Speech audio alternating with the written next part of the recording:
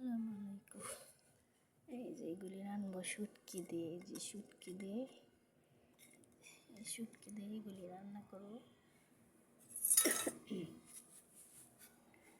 এখানে মাংস ভিজিয়ে রেখেছি, খাসির মাংস রান্না করবো।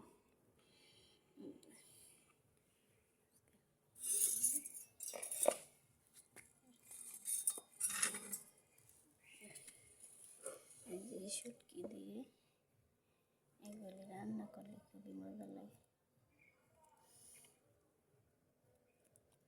কে কীভাবে রান্না করেন শুটকি জানি না, কিন্তু আমি এইভাবে রান্না করি এই শুটকি। এখানে আলু, বেগুন, সিম দেওয়া হয়েছে, আবার তেজপাতাও দেওয়া হয়েছে।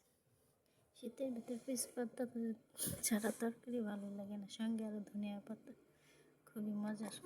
ধনিয়া পাতা নিলে তো ফ্লেভারই আসে না তরকারি শীতের।